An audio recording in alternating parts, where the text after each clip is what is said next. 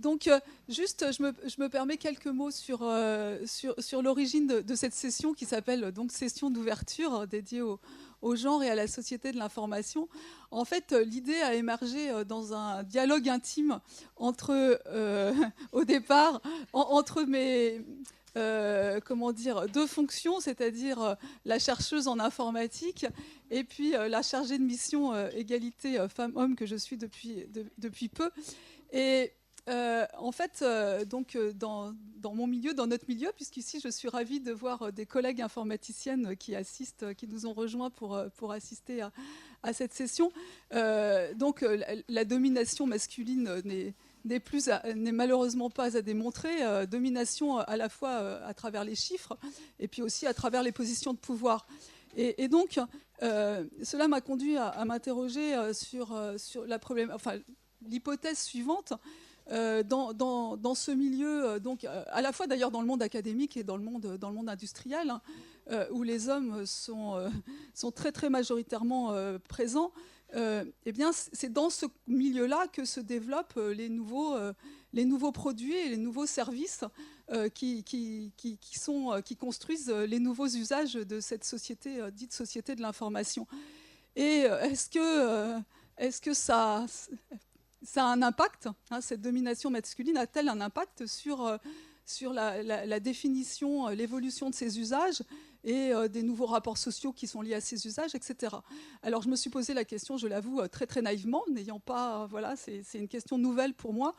Et donc j'en ai échangé, j'ai pu échanger avec Annie Dussuet, et puis voilà, il y avait le colloque Jedi aussi qui était en émergence, et donc elle m'a vraiment très gentiment accompagnée pour qu'on construise cette session d'ouverture qui est par essence, enfin qu'on a souhaité être interdisciplinaire. Et donc là on va voir des collègues de trois disciplines, l'informatique, les sciences de gestion, système d'information et la sociologie, qui vont aborder quelques pans de cette question délicate. Voilà. Donc on va commencer, je vais passer la parole à Cécile Fabre, donc, qui est maîtresse de conférences en informatique à l'Université de Lyon 2 et aussi chercheuse associée au centre Max Weber, et qui est fortement impliquée à Lyon dans le master, vous l'appelez études de genre, c'est ça? Voilà. Et donc, Cécile va nous parler de la situation, s'intéresse aujourd'hui fortement à l'impact des politiques d'égalité, notamment aux quotas, et elle va nous parler de cette question-là à travers notamment une enquête qu'elle mène dans le milieu universitaire et plus particulièrement dans le milieu informatique. Donc, je vais faire la bonne élève en m'asseyant, même si c'est un exercice pas simple pour moi, puisque dans notre discipline, on est plutôt debout en général. Donc, je voudrais d'abord remercier chaleureusement Pascal pour cette invitation. On s'était croisés par un concours de circonstances à la conférence permanente des chargés de mission égalité, où j'avais été invitée par mon vice-président chargé des questions d'égalité à venir avec lui à Nice. Et c'est à cette occasion qu'on a pu se rencontrer, se revoir, parce qu'on est un peu dans la même communauté, on navigue dans plusieurs communautés, mais on arrive à se croiser. Et donc voilà, merci vraiment de cette invitation, de cette opportunité de présentation, et puis remercier toute l'organisation, parce que on arrive au bout de ces 2 jours, mais des échanges interdisciplinaires très, très intéressants pour moi. Donc voilà, je vais vous parler de ces questions de quotas. Donc la question a un petit peu émergé déjà hier après-midi, avec des discussions naissantes sur cela. Voilà, j'ai intitulé cette présentation donc les quotas pour l'égalité en question, des chiffres, des débats, des actes et des vécus. Je ne vais pas forcément apporter une réponse claire à toutes ces questions qui vont être posées, mais voilà, vous donner un regard sur ces aspects-là. Alors d'abord, je vais peut-être commencer par situer un petit peu mon point de vue, mon propos, dans un contexte un petit peu de production des savoirs situés, justement, et en vous parlant un petit peu plus de moi, juste pour que vous ayez ces éléments de compréhension par rapport à mes propos. Donc, comme Pascal l'a indiqué, je suis maîtresse de conférences en informatique, une thèse en informatique et qualifiée en informatique. Donc l'Université Lyon 2, déjà, c'est dans le périmètre de Lyon, c'est une université qui est tournée sur les sciences humaines et sociales. Je ne suis pas dans l'Université de Lyon qui est rattaché plutôt aux maths informatiques. Donc voilà, déjà, il y a cette spécificité-là. Et mon poste est rattaché, donc on est plusieurs informaticiennes et informaticiens dans ce cas-là, et mon poste est rattaché à une UFR d'anthropologie et de sociologie sciences politiques. Donc on est 2 informaticiens, informaticiennes, enfin un informaticien et moi-même, et lui ne fait plus de recherche du tout en informatique. Donc du coup, voilà, il y a un positionnement un peu atypique déjà. Et dans mes affiliations en recherche, donc j'ai ce rattachement en tant que maîtresse de conférence dans mon laboratoire, donc le laboratoire ERIC, depuis mon recrutement en 2009. J'y avais fait ma thèse, mais depuis 2009 en tant que maître de conf. Et depuis l'année dernière, compte tenu des recherches qui étaient menées avec des collègues du centre Max Weber, il y a eu la volonté de pouvoir afficher on va dire cette collaboration qui voilà, peut prendre du temps des fois en termes de publication avec cette affiliation donc, comme chercheur associé. Et les questions de genre, finalement, c'est le pédagogique qui m'y a amené au travers de mon recrutement, parce que on va dire dans le comité de sélection qu'il y avait donc Laurent Stein qui a été à l'initiative de la création des masters genre sur Lyon, enfin de certains masters, le master égal et le master égalité, et qui m'a proposé d'intégrer cette équipe pédagogique, une équipe pédagogique pluridisciplinaire, donc avec de la sociologie, de l'histoire, de la démographie, de la psychologie, un grammairien aussi, donc mon attachement à l'écriture inclusive et dans mon oral à faire au mieux avec ça. Ça explique cela. Et donc, j'ai été amenée à construire des enseignements à la frontière de l'informatique, des statistiques et des études de genre, donc auto-formation aussi sur ces questions du coup, pour vraiment aller vers les enjeux, enfin, parler des enjeux méthodologiques aux étudiantes et aux étudiants, des croisements des approches quantitatives et qualitatives, et puis d'avoir une vraie réflexion, un questionnement sur les chiffres et sur leur production, comment ils sont utilisés, quel impact ça a, qu'est-ce qu'on choisit de dire ou de ne pas dire. Et donc avec des responsabilités pédagogiques croissantes, avec maintenant une co-responsabilité au niveau de la mention études sur le genre de Lyon, où il y a plusieurs parcours. Et notamment la responsabilité aussi du réseau EGAL, qui est un réseau de master international. Et plus spécifiquement aussi la question de la formation continue, puisque sur ces questions-là, les métiers du genre et de l'égalité, c'est quand même en devenir. Et donc, comment on peut des fois accompagner des personnes qui sont déjà impliquées professionnellement et qui vont avoir cette formation sur les études genre. Donc, c'est tout ça qui m'a amené à un moment donné à commencer à construire une réflexion sur ces questions. Et le point de départ, clairement, c'est vraiment une volonté de faire converger mes intérêts scientifiques avec qui quand même s'oriente de plus en plus sur le genre, avec mon ancrage disciplinaire. Donc ça, c'était le point d'entrée. Et finalement, j'y suis arrivée par le prisme de la scientométrie, donc tout ce qui est analyse notamment bibliométrique, avec tout de suite cet enjeu aussi de la question du politique par rapport à la scientométrie, qui n'est pas forcément évoqué par les collègues qui traitent des données bibliographiques.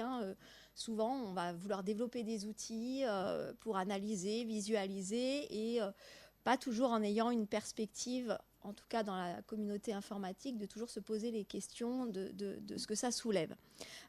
Et donc moi, c'était vraiment d'avoir une idée de, pas une posture d'évaluation forcément de la production des savoirs, mais plutôt voilà, de s'intéresser à qui participe à cette production scientifique, qui l'évalue.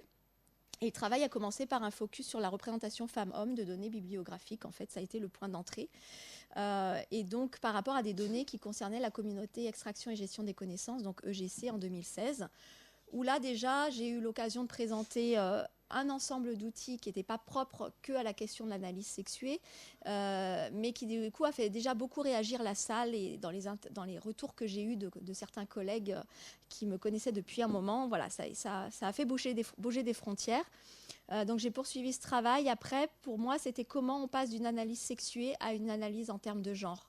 Et de bien avoir cette distinction-là, parce qu'on voit beaucoup fleurir des travaux sur gender studies, sur les données bibliographiques, mais où souvent, il y a la variable sexe et on ne va pas forcément au-delà. Donc c'était de voir comment moi, avec mon ancrage dans le master où je côtoie plein de disciplines différentes et où il y a une culture du coup de ce que ça veut dire ces études de genre, de pouvoir amener ça aussi dans l'analyse. et donc jusqu'à préciser ce sujet par rapport au quota qui a émergé du coup petit à petit. Et forcément, a priori, en sciences humaines et sociales, je trouve que souvent, le rapport à l'objet de recherche est beaucoup plus marquant des fois que j'ai pu l'avoir en informatique. Et donc, forcément, mon parcours personnel et les retours que j'ai pu avoir m'ont amené à ce sujet-là. Voilà. Donc l'objectif de cette présentation, c'est pour moi de vraiment questionner ces quotas. Voilà, dans quelle mesure ça peut être un frein ou un levier à l'égalité professionnelle, au-delà de l'affichage d'une politique d'égalité. Puisque souvent, cette mise en place des quotas, elle se fait sans forcément que ce soit accompagné par un discours qui permette voilà, de justifier cette démarche-là. Et voilà, au-delà d'avoir un débat, on va dire, à la fois sociétal, mais aussi dans les milieux féministes, voilà, avec des perspectives qui viennent en confrontation quand même sur ces mises en place, de partir vraiment d'une enquête plutôt exploratoire, donc qui est en cours de déroulement. On est vraiment je suis sur le démarrage parce que voilà, il faut du temps pour tout ça. Mais voilà, au-delà de ce débat, de voir ce qu'il en est de cette mise en œuvre des quotas et donc de me focaliser sur l'enseignement supérieur à la recherche et le domaine de l'informatique, puisque du coup, voilà, je vais expliquer, mais cette masculinisation forte de ce domaine-là induit un certain nombre de choses par rapport à ces quotas. Donc je vais commencer par présenter quelques, voilà, comme s'intitulait ma présentation. Donc il y avait des chiffres, des débats dans une première partie. Je vous parlerai un peu aussi après d'une perspective des actes et des vécus, avant de fournir quelques éléments d'analyse qui me paraissent importants par rapport à cette question. Et puis bien sûr, une conclusion et des perspectives. Je vous en prie. Alors, donc je mets ici le temps est compté, mais je mets ici une référence qui est assez récente, donc de 2017 du coup, dans le cadre du bulletin de la Société informatique de France, de la CIF, qui a été un travail de recensement un état des lieux de l'enseignement supérieur et de la recherche dans le domaine de l'informatique. Donc voilà, je vous invite à consulter si ça vous intéresse. Et là, j'ai juste repris, alors ça apparaissait pas comme ça chez moi, mais on voit les couleurs. Voilà, donc on avait donc des chiffres et des graphiques qui sont issus en fait d'un travail qui a commencé là au niveau du CNU de la section 27, qui avait été préparé à l'occasion de la journée CIF, justement casser les codes. Donc je m'excuse pour le code couleur, parce que quand je fais mes cours, la première chose que je dis aux étudiantes et aux étudiants, c'est qu'il faut déconstruire les stéréotypes de couleur, de genre. Et là, j'ai pas pu changer les couleurs par rapport aux documents que j'avais. Donc voilà, donc c'est vrai que pour moi, c'est important. Voilà, c'est pas rose. Et il se trouve que c'est les couleurs par défaut d'Excel aussi. Donc, vigilance là-dessus. Voilà. Et en même temps, on est dans, non pas l'inverse des stéréotypes, parce que là, sinon, on nuit aussi, bien sûr, à la compréhension. Donc, sur les enseignants-chercheurs, en fait, la section CNU 27, ça correspond à la section CNU 27, c'est, on va dire, la plus grosse section en matière de nombre d'enseignants-chercheurs qui sont, puisqu'on est à plus de 3400 enseignants-chercheurs sur l'ensemble de la France. Donc, c'est la grosse section quand même au niveau du CNU. Et on est sur, du coup, un rapport de 30-70, en gros. 30% de femmes, 70% d'hommes. Bien sûr, avec quand même au niveau des profs encore un peu moins. On est sur du 20-80, pardon. Voilà. Et donc, ce constat chiffré pour vous dire que forcément, quand on pose la question des quotas, eh ben, c'est quand même des éléments à prendre en compte de qu'est-ce qu'on va mettre en place comme quota par rapport finalement à cette réalité qui est les chiffres de représentativité par rapport aux différents corps. Donc, dans ce contexte-là finalement qui est général on veut de l'égalité professionnelle, on a différents éléments quantitatifs. Là, je vous ai parlé des corps et des grades. On peut avoir des éléments sur les publications. L'analyse de publications, c'est très... Avec maintenant, en plus, tout ce qui est données ouvertes, il y a moyen de faire des choses. Et déjà, le premier constat, c'est que on trouve finalement peu d'éléments sur la dimension plus enseignement pédagogique. Voilà, en termes de responsabilité, comment c'est valorisé. Et donc déjà, là, il se pose vraiment une question par rapport à ce métier d'enseignante chercheure, qui est sur toutes ces facettes-là, qu'est-ce qui se joue par rapport à ces facettes multiples qui sont forcément implicitement hiérarchisées et différemment valorisées y compris en termes d'évolution de carrière. Donc c'est vrai que ce n'est pas anodin en termes de disponibilité des chiffres. Alors, ce travail-là, il s'inscrit du coup par rapport à différents débats, donc à la fois la question de la controverse des quotas, qui est l'enjeu d'assurer quand même une forme notamment de mixité dans différentes instances, avec forcément des résistances qui traversent à la fois, bon, comme je l'ai dit, au niveau des milieux féministes, mais cette question, on a commencé à l'aborder hier, d'une stratégie un petit peu qui renvoie aussi au sexe plus que à autre chose. Et du coup, c'est vrai qu'on voit quand même, même si certainement la plupart d'entre nous ici font très attention, la perduration de la dénomination de discrimination positive qui déjà induit une certaine coloration par rapport à cette politique-là, plutôt qu'action positive par rapport à la traduction qu'on pouvait en faire anglo-saxonne. Et donc, forcément, déjà un oubli ou un déni qu'on est dans un contexte de rattrapage par rapport à des inégalités qui sont d'ores et déjà installées. Donc une controverse aussi par rapport à un renforcement de bicatégorisation. Donc on a commencé aussi à en dire des bribes là aujourd'hui, mais voilà, cette question de femmes-hommes, et puis c'est tout, et qui pose débat et question aussi. Une problématique aussi par rapport à ces quotas de tension qu'on peut avoir entre une dimension collective et une dimension individuelle par rapport à la question d'égalité professionnelle. Donc j'aurai l'occasion d'y revenir plus en détail par rapport à l'informatique, mais dans le contexte d'enseignement supérieur à la recherche et des différentes facettes, justement, il y a un enjeu fort de comment on est assigné à cette injonction au collectif aussi, comment c'est vécu de manière différenciée.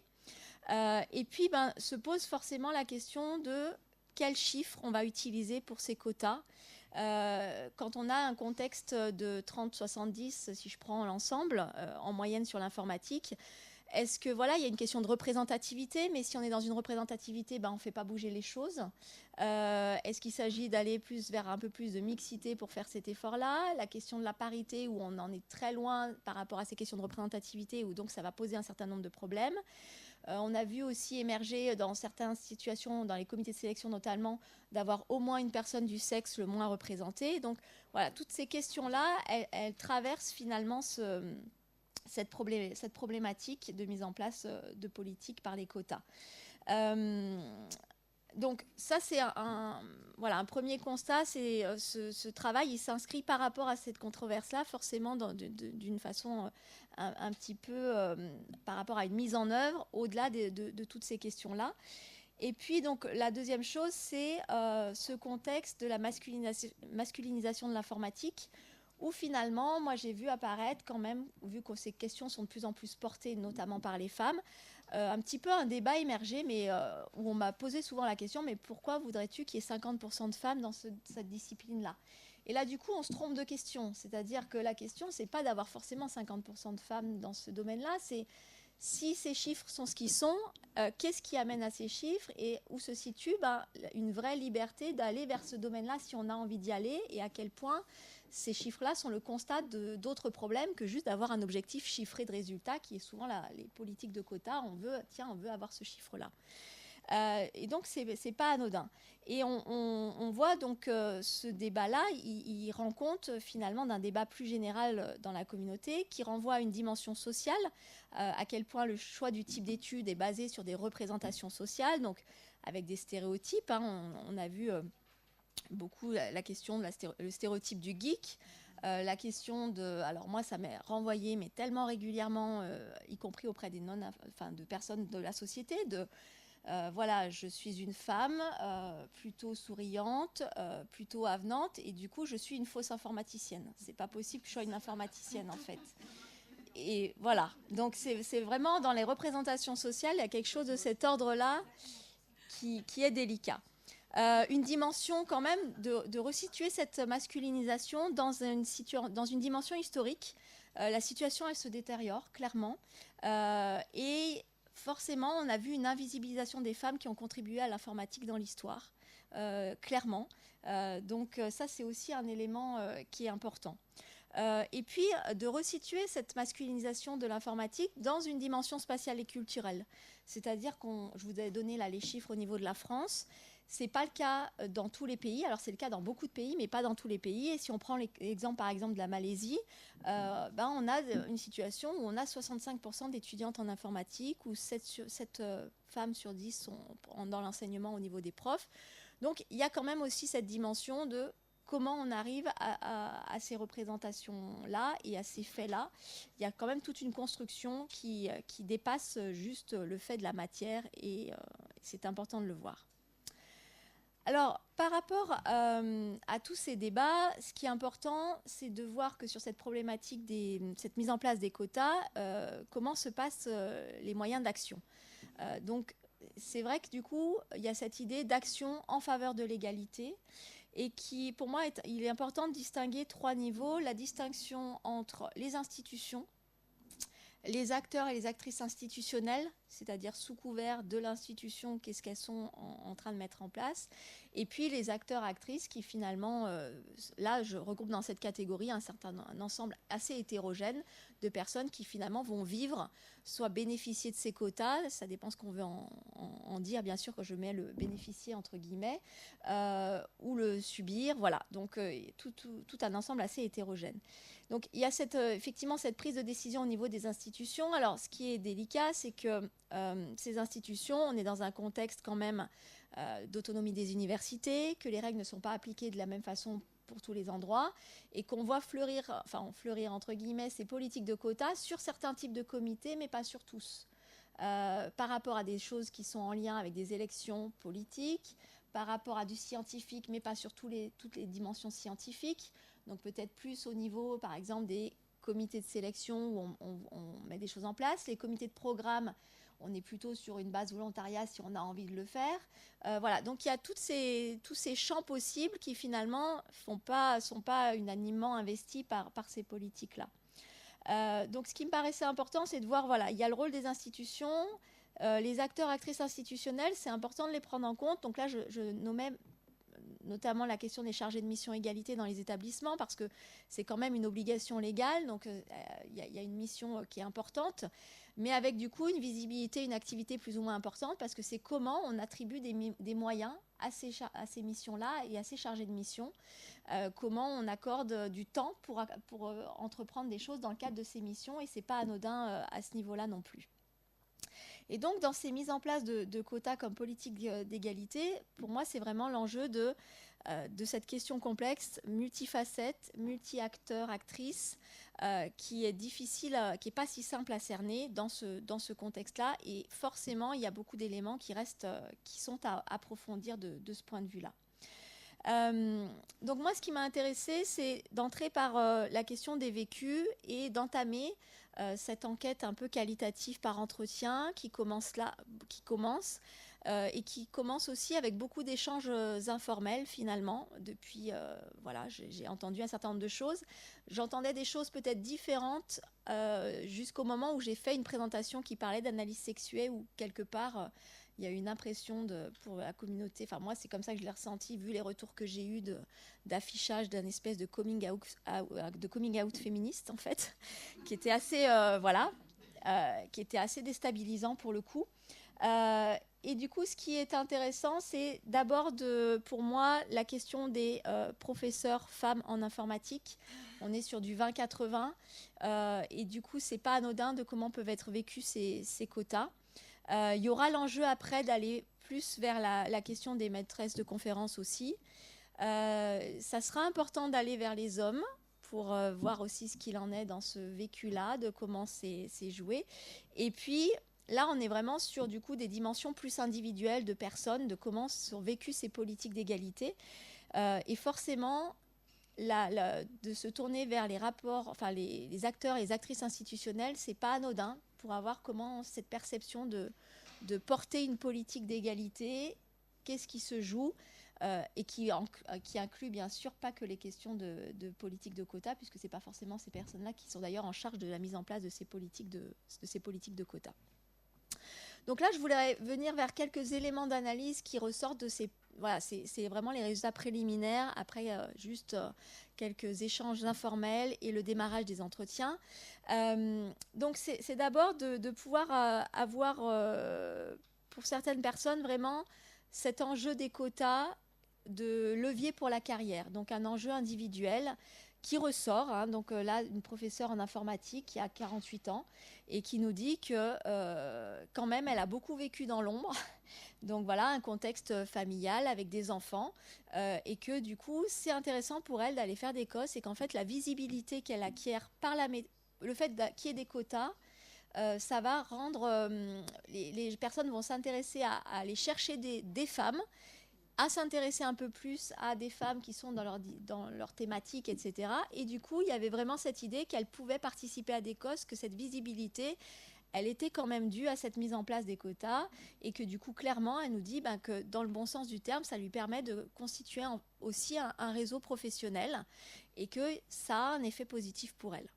Donc, il y a vraiment cette idée de gagner en visibilité, qui est accentuée parce que clairement cette visibilité elle se gagne des fois aussi par rapport à assister à des conférences nationales, internationales, et que là quand on voit l'articulation avec les temps de vie, l'organisation familiale, ou dans le cas où il y a des enfants en bas âge, etc., il y a quand même clairement des fois ce vécu dans l'ombre, il s'explique par cette dimension-là, et donc ça peut permettre d'acquérir cette visibilité pour certaines, au-delà des travaux de publication qui sont écrits, mais qui des fois ont du mal à arriver jusqu'à des personnes, jusqu'aux hommes notamment.